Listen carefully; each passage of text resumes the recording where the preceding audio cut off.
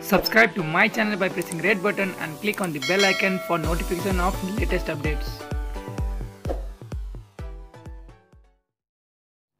गृह मन्त्रालयले जिल्लाभित्र सवारी सञ्चालन गर्न दिएको पास पनि खारेज गर्ने निर्णय गरेको छ। गृहमा बिहीबार बसेको बैठकले जिल्लाभित्र लागू हुने गरी प्रशासनले वितरण गरेको पास पनि खारेज गर्ने निर्णय गरेको हो। गृह मन्त्रालयका उपसचिव उमाकान्त अधिकारीले भने शनिबारबाट लागू हुने गरी यो निर्णय गरेका हौँ। यसअघि गृहले एक जिल्लाबाट अर्को जिल्ला हिँड्ने गरी वितरण भएका सबै पास बिहीबारबाट खारेज गरिसकेको छ। सवारी पास लिएका हिँडेका व्यक्तिमा पनि कोरोनाको सङ्क्रमण देखिन थालेपछि गृहले थप कठोर बन्ने निर्णय गरेको अधिकारीहरूले बताएका छन्।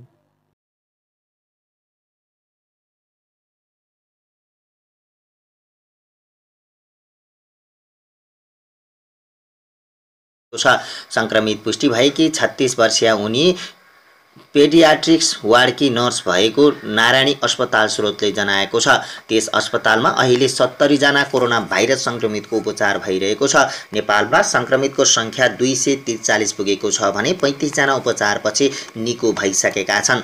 कपुल वस्तुकै 3 जना सुरक्षाकर्मीलाई कोरोना संक्रमण पुष्टि भएको छ। नेपाल प्रहरीका 100, सशस्त्र प्रहरीका 100 र राष्ट्रिय अनुसन्धान विभागका 80मा कोरोना संक्रमण पुष्टि भएको जिल्ला प्रशासन कार्यालय कपिल वस्तुले जनाएको छ। संक्रमित तीनै सुरक्षाकर्मीको स्वास्थ्य अवस्था सामान्य रहेको छ। यसअघि कपिल वस्तुमा एक नर्स पनि कोरोना संक्रमण भेटिएकी थिइन्। स्वास्थ्य तथा जनसङ्ख्या मन्त्रालयले बुधबार साँझ सार्वजनिक गरेको विवरण अनुसार कपिल वस्तुमा थप 8 जना कोरोना पुष्टि भएको उल्लेख गरिएको थियो। यो सँगै कपिल वस्तुमा कोरोना संक्रमितको संख्या 39 पुगेको छ। यसअघि मंगलबार भक्तपुरमा एक सशस्त्र प्रहरीका जवान पनि कोरोना पुष्टि भएको थियो। उनी पूर्व मन्त्री भीम रावलको सुरक्षामा खटिँदै आएका थिए। अहिलेसम्म नेपालमा 243 जनामा कोरोना देखिएको छ भने 35 जना उपचारपछि डिस्चार्ज भएका छन्। पछिल्लो समय नेपालमा दिन प्रतिदिन कोरोना भाइरसको संक्रमण बढ्दै गएपछि नेपालीहरूमा त्रास बढ्दै गएको छ। नेपालमा पछिल्लो समयमा कोरोना भाइरस दिन प्रतिदिन बढिरहेको अवस्थामा सरकारले लकडाउनलाई प्रभावकारी र कडाइका साथ अगाडि बढाउने निर्णय समेत गरेको छ।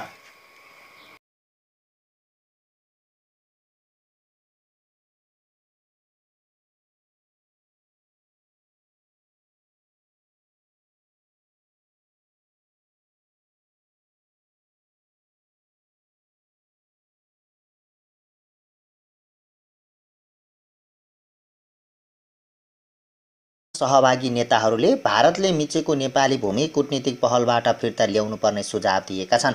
बुधबार बालुवाटारमा भएको बैठकमा सहभागी नेताहरूले समस्या समाधानका लागि वार्ता सुरु गर्न सरकारलाई आग्रह गरेका हुन्।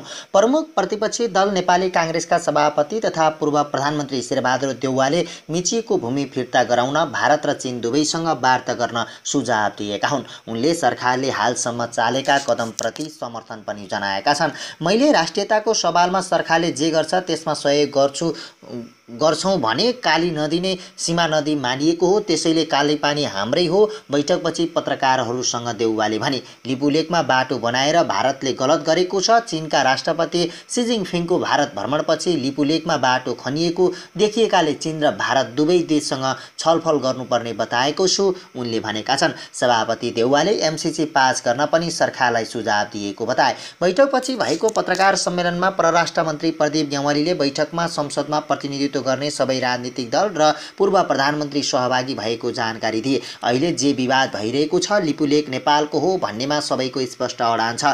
आफ्नो भूभाग फिर्ता गर्ने कुरामा सबैले साथ दिने बताउनु भएको छ। ग्यावालीले भने बैठकमा सहभागीहरूले प्रभावकारी कूटनीतिक पहल चाल्न आग्रह गर्नुभएको छ। सुझावका लागि सम्माननीय प्रधानमन्त्रीले सबैलाई धन्यवाद दिनुभयो। प्रधानमन्त्रीले पुर्खाहरूले लडेर बचाएको र लडेर कायम गरेको नेपालको सीमा जोगाउनुपर्छ, आफ्नो भूमि छोड्ने कुरा हुँदैन भन्नुभयो। ग्यावालीले थपे। राप्रपाका प्रकाश चन्द्र लोहनीले जे गरे पनि संसद र जनतालाई बुझ्ने गरी काम गर्न सरकारलाई सुझाव दिएको बताए। 4:30 बजे सुरु हुने भनिएको बैठक निर्धारित समयमा सुरु नभएपछि जनता समाजवादी पार्टीका डाक्टर बाबुराम भट्टराईले बालुवाटारमा 1 घण्टा प्रतीक्षा गरेका थिए। उनले आफ्नो सुझाव दिएर बाहिरिएको उनको सचिवालयले जनाएको छ।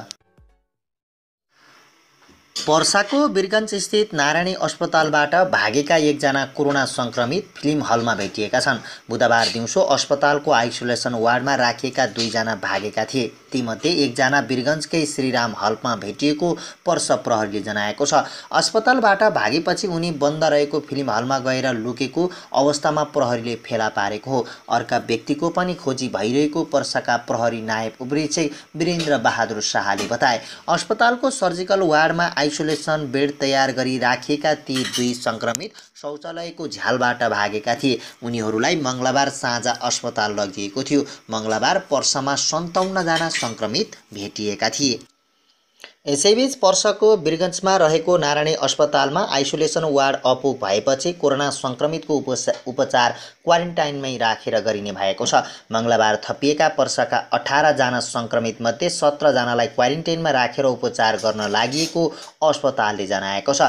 एकजनालाई भने अस्पताल भर्ना गरिएको छ। नारायणी अस्पतालमा रहेका आइसोलेसन बेड भएपछि नयाँ सङ्क्रमितलाई राख्न नसकिएको अस्पताल स्रोतले जनाएको छ। 17 जना सङ्क्रमितलाई सिद्धार्थ माध्यमिक विद्यालयमा रहेको क्वारेन्टाइनमा राखेर उपचार गरिनेछ। सङ्क्रमितहरू अहिले आफ्नै घरमा प्रहरीको निगरानीमा रहेका छन्। नारायणी अस्पतालमा 70 वटा आइसोलेसन बेड रहेका छन्, जसमा 69 जना कोरोना सङ्क्रमित उपचाररत छन्। मङ्गलबार बिहान 39 र साँझ 18 जना गरी एकै दिन 75 जना सङ्क्रमित थपिएपछि समस्या परेको हो। अस्पतालमा उपचाररत 2 जना बुधबार अस्पतालबाट भागेका थिए। नेपालमा आज पनि थप 24 जनामा कोरोना सङ्क्रमण पुष्टि भएको छ। बुधबार साँझ स्वास्थ्य तथा जनसङ्ख्या मन्त्रालयले दिएको जानकारी अनुसार रूपन्देही, कपिलवस्तु, पर्सा र नवलपरासीमा कोरोना सङ्क्रमित भेटिएका हुन्। यो सँगै कोरोना सङ्क्रमितको सङ्ख्या नेपालमा अहिलेसम्म 243 पुगेको छ।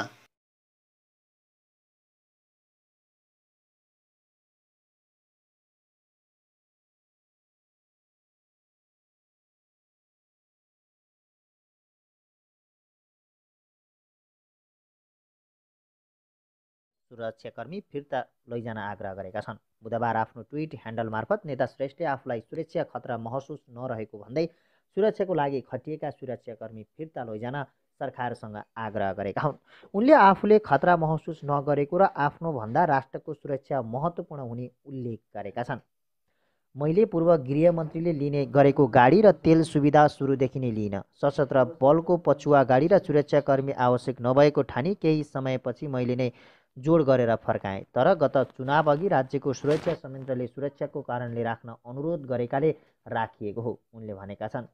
थाहै छ म पछुवा नियमित प्रयोग गर्दिनँ। मैले आफूलाई सुरक्षा खतरा महसुस गरेको छैन। राज्य संयन्त्रले त्यस्तो आकलन गरेको छ भने पनि मेरो भन्दा राष्ट्रको सुरक्षा महत्त्वपूर्ण हुन्छ। त्यसैले राज्यको आवश्यकता लागि कुनै पनि क्षण फिर्ता लैजान अनुरोध छ। यसबाट राज्यलाई अप्ठ्यारो परेको भए क्षमा याचना।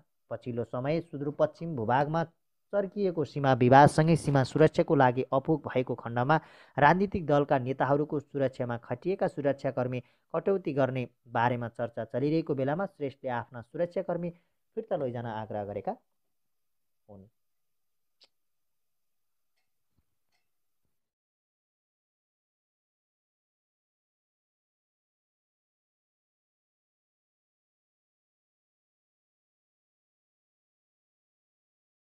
प्रस्थान गरेको छ।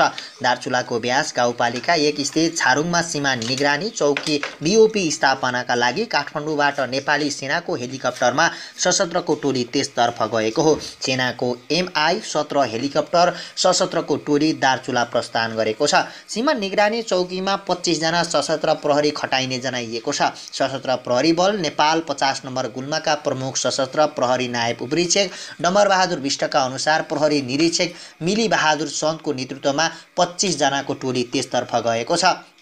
नेपाली भूमिमा भारतले एकतर्फी रूपमा सडक निर्माण गरेपछि नेपालमा व्यापक विरोध भएको छ। सरकारले अतिक्रमित क्षेत्रको सीमा सुरक्षा का सशस्त्र प्रहरी चौकी स्थापना गर्न लागेको हो। केही दिन अघि भारतको पिथौरागढबाट नेपालको कालापानी स्थित गुन्जी हुँदै चीनको मानसरोवर जाने लिपु भन्ज्याङसम्मको सडक निर्माण गरी भारतले उद्घाटन गरेको थियो। सीमा रक्षाका लागि सरकारले तत्कालै त्यस क्षेत्रमा सशस्त्रको चौकी स्थापना गर्न लागेको हो। सरकारले गत मङ्सिरमै त्यहाँ बीओपी राख्ने निर्णय गरेको थियो। मङ्सिर अघि सीमा क्षेत्रमा सशस्त्र प्रहरीको 107 बीओपी थियो। मङ्सिरमा सरकारले 114 बीओपी स्थापना गर्ने निर्णय गरेको थियो।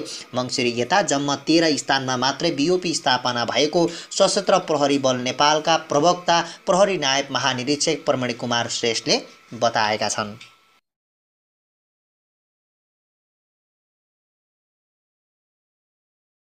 पार्टी नेकपाको स्थायी समिति बैठक फेरि स्थगित भएको छ। पछिल्लो दिन व्यापक मात्रामा कोरोना संक्रमित भेटिएका कारण बुधबारका लागि तय भएको बैठक स्थगित गरिएको हो। नेकपा प्रवक्ता नारायण काजी श्रेष्ठले बैठक स्थगित भएको बताएका छन्। कोभिड-19ले गर्दा अहिलेलाई बैठक स्थगित गरियो उनले भनेका छन्।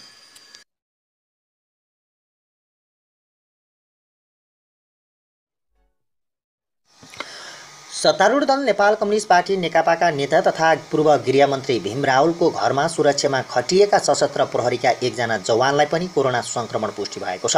स्थायी घर रामेछाप भएका 27 वर्षीय ती सशस्त्र जवान भक्तपुर दुवाकोटमा बस्दै आएको स्रोतले जनाएको छ। नेता रावलको सुरक्षामा 9 जना सशस्त्र प्रहरी खटिँदै आएका छन्। सशस्त्र प्रहरी बलको नीलबाराही गणमा कार्यरत ती सशस्त्र जवान हाल टेकु अस्पताल भर्ना भएका छन्। मङ्गलबार एकै दिन नेपालमा 83 जनामा कोरोना संक्रमण पुष्टि भएको थियो, जसमध्येमा 3 जना काठमाडौँ उपत्यकाका रहेका छन्। अहिलेसम्म नेपालमा 217 जनामा कोरोना देखिएको छ।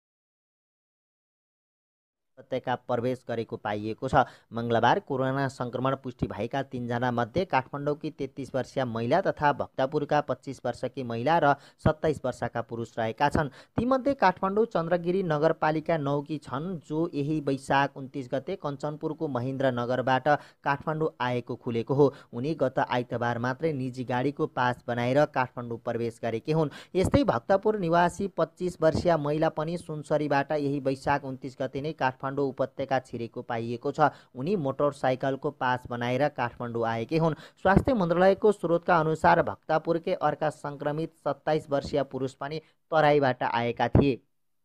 नेपालमा अहिलेसम्म 214 जनामा कोरोना देखिएको छ। हिजो मात्र एकै दिनमा 84 जनामा नयाँ संक्रमण फेला परेको हो। गएको 24 घण्टामा विश्वभर कोरोना संक्रमणबाट 5313 जनाको ज्यान गुमाएका छन्। यसबीच